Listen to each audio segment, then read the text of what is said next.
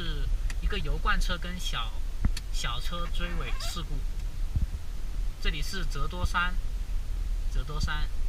还没到最顶端的时候，并没有海拔吗？对，并没有到最顶端。我好怕上坡起步啊！手动挡拖了3吨的车，我变成女汉子司机了。看得出来，一路上都堵了几十辆的车，应该堵了很久了。所以大家在路上要多注意行驶的安全，尽量与前面的车保持适当的距离，尤其是在川藏线这种弯多、陡坡多的山路上，更要谨慎的驾驶。警车来处理这个事情，差点擦了。把警车擦了，这一路堵得更紧。把警车给擦了。如果警车它在这种抢道情况下，哎呦，这个车这个车明明都没有抢到啊！能不能过啊？那你们这边没理大人呢？这个车走一点，后面的掐过去。走中间，你在中间当然说话不累呀。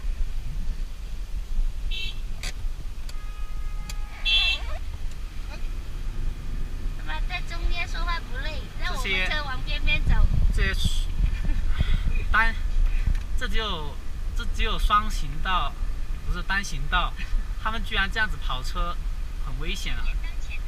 像这种情况下，如果堵起车来，他还这样子插到我们的这条道上，后面堵的会更加严重的。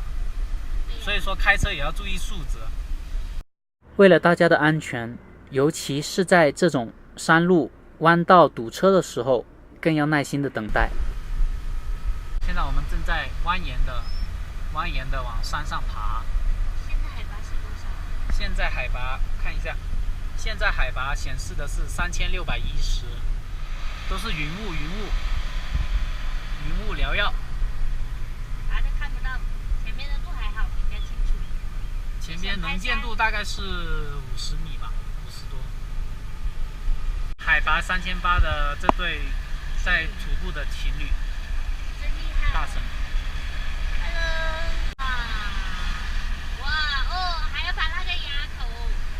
哇，前面还有2个很蜿蜒、很曲折往上爬的 S 型的山道。现在我们所到的海拔是4000米。放氧气。不用喷，你就喷在我的周围吧。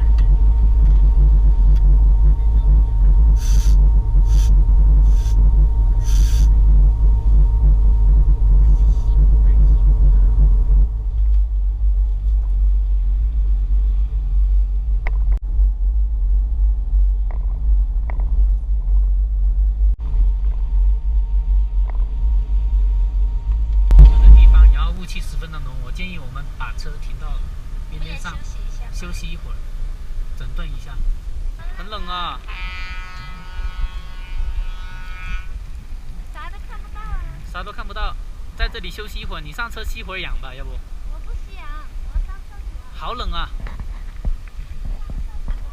好。刚刚有个人，他小孩子可能有点高原反应，跟我们拿了一罐氧气，然后我们就送了一瓶氧气给他。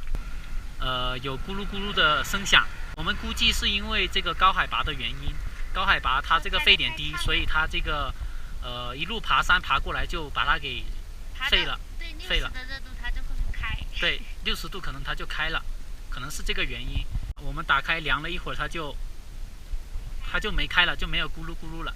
应该是温度下降了，没有沸了。刚刚应该是温度太高，它沸了的原因，沸腾了的原因。我去看一下前边，他那个小孩子他吸氧吸到了没有？我们刚刚就是他过来给我们拿了一瓶氧气，看一下他，没事吧？应该都。没事，我就过来问一下而已没事。你们多休息一会儿吧。